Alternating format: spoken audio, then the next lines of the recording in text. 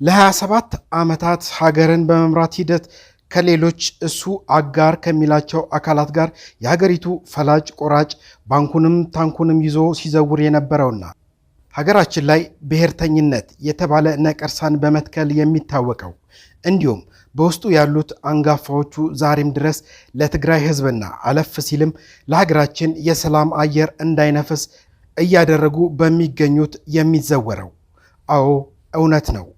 ይህ ፓርቲ ዛሬ በምርጫ ቦርድ ባለ 3 ገጽ ደብዳቤ ከፓርቲነት ዝርዝር ውስጥ መሰረዙን አሳውቋል።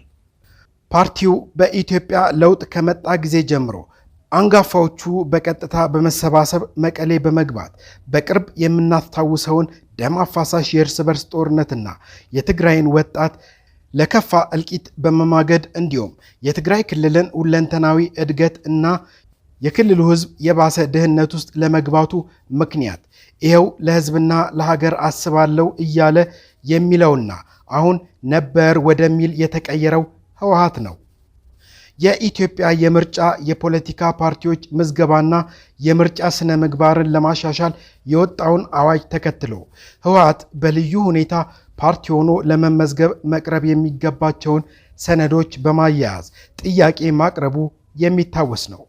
በዚህም መሰረት ህወሓትን አስመልክቶ የፍትህ ሚኒስቴር በህግ በተሰጠው ስልጣን ሰኔ 17 ቀን 2016 ዓመተ ምህረት ህጋዊ ሰውነት የሚያገኝበትን ህግ መሰረት በማድረግ ቦርዱ በማሻሻያ አዋጁ ፓርቲውን በልዩ ሁኔታ መዝግቦ ነሐሴ 3 ቀን 2016 ዓመተ ምህረት የህጋዊ ሰውነት ማረጋገጫ ሰጥቶት እንደነበረ የሚታወስ ነው።